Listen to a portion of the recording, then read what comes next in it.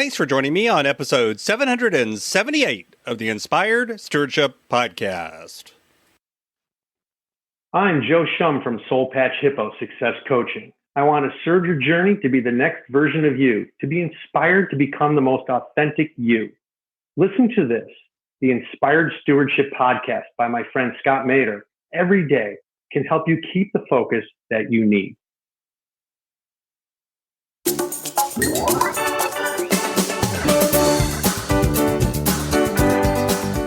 And begin to create systems and structure around them. Group things together, block things into blocks of time, control the time on your calendar, what's available for meetings, what's available for calls, what's available for emails. Schedule those things that you've been putting off and maybe not getting done, but that are really important to actually get done.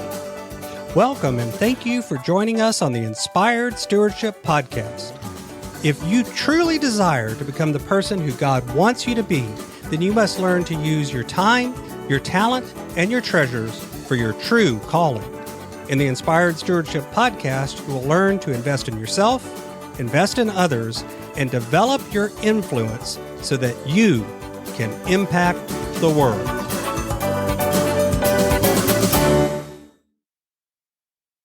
In today's episode about investing in yourself by stewarding your time, I talk with you about why this year more than ever, you need to focus on spending your time wisely.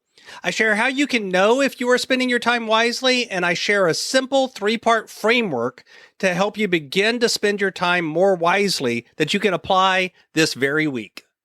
As we talk about stewarding your time, wouldn't it be great if you could support this podcast and do it without just taking too long? Turns out you can't. All you have to do is use inspiredstewardship.com/Amazon when you're ready to make a purchase via Amazon, and a small commission will come back to support the show just that quick. If you enjoy the show when you are ready to buy from Amazon, just use inspiredstewardship.com/Amazon. I don't know about anyone else, but I think we can all pretty much agree that 2020 was not probably the most fun year that you've ever had in your life. Even if things worked out okay for you, even if you didn't get ill or suffer a job loss or have other issues or problems or concerns that came up, it probably wasn't what is going to go down in history as your best year ever. You may have had a good year, but you probably didn't have a great one. And I think that's why this year, 2021, it's so important to focus on spending your time wisely. Okay, by the way, I'll actually give you a little secret. I would say that no matter what happened last year, and I would say that no matter what year it is. Because the truth is, time is one of our most scarce resources. In fact, it is the most scarce resource, even more scarce than money or anything else. We do not have an unlimited amount of time. We are all given 24 hours in a day, 7 days a week. But what we're all given also is the ability to choose how we spend that time.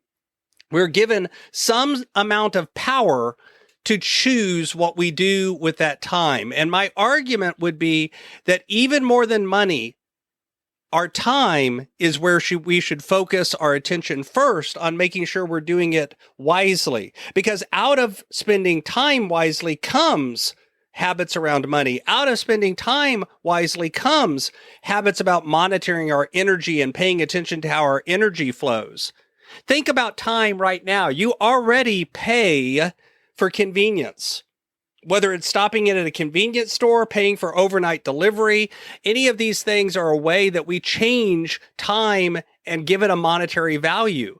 And the shorter the time, the more expensive it is. If you're thinking about something like a delivery, that's an example of why our time has a factor or has a measure here on our money. Think about how you value time and how you spend it. What dollar amount would you put on an hour of your time?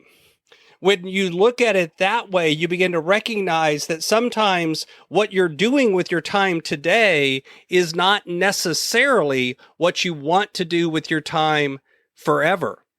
You know, time cannot be stored up. Time cannot be saved. in that sort of sense of putting it in the bank and saving it for later. You can only spend the time you have right now. And are you spending the time in a way that gives you happiness, that gives you freedom, that gives you and builds for the future? Or are you spending the time today in a way that just really, it's the same today as it will be tomorrow, as it will be the next day, where you're not really focusing on changing or improving or growing? Are you spending the time in a way, if you're a business owner, that helps to generate growth, that helps to generate income, that also does it in a way where you don't have to hustle around the clock and work 24/7?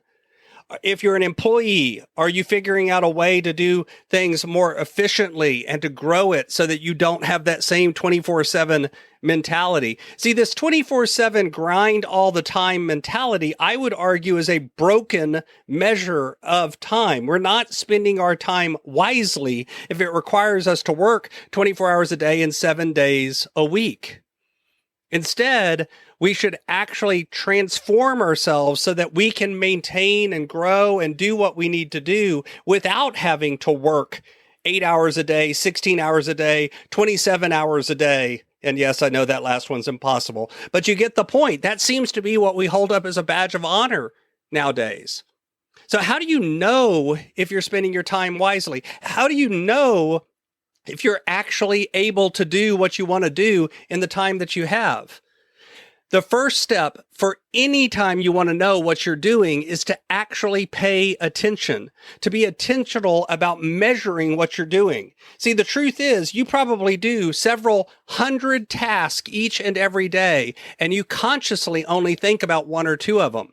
So keep a detailed log. I talk about doing what I call the 30-minute or 15-minute miracle exercise, where you sit down and take a piece of paper and put 30-minute increments on it, and then have an alarm set on your watch that silently goes off every 30 minutes. And every 30 minutes, you take a moment or two and you jot down the big ideas. What did you do in the last half hour? You don't have to keep a detailed moment by moment, second by second log, but begin to capture the things that you do. You can use an electronic tool like Toggle to do this as well, especially if you work on the computer all day. But log, what are you doing? How much are you spending on Facebook? How much on Netflix? How much on email? How much on actually calling clients? And then begin to apply, once you've captured that for a couple of days or a week or a month, sit down with those tasks and begin to identify, what are you doing? Think about the Eisenhower matrix, this idea of urgent and important. How many of these tasks are urgent? How many are important? How many are both? And how many are not urgent and not important at all? Are there tasks that you can be eliminating from your calendar? Are the things that you're doing today that you actually need to just get rid of? They don't actually need to get done. Are there any that need to be automated and turned into something that happens automatically or delegated to others? Maybe you can outsource it or hire someone to do it. The truth is, until you've identified which are the tasks that you should be doing, which are the tasks you should be paying attention to, which are the tasks that are really the most important for you to get done, you can't spend your time wisely. And then once you've done that, focus in on those very few tasks that are probably left, because there really won't be as much as you think. And begin to create systems and structure around them. Group things together, block things into blocks of time, control the time on your calendar, what's available for meetings, what's available for calls, what's available for emails. Schedule those things that you've been putting off and maybe not getting done, but that are really important to actually get done. Make sure that you're making some time for your family, for yourself, for health, for wellness, for taking care of yourself, for all of those things that are really important, but because they're not urgent, we tend to not pay attention to them.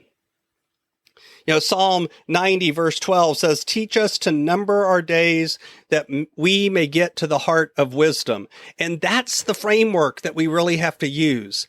Pay attention to how we use our time, because out of that comes spending our time wisely. Thanks for listening.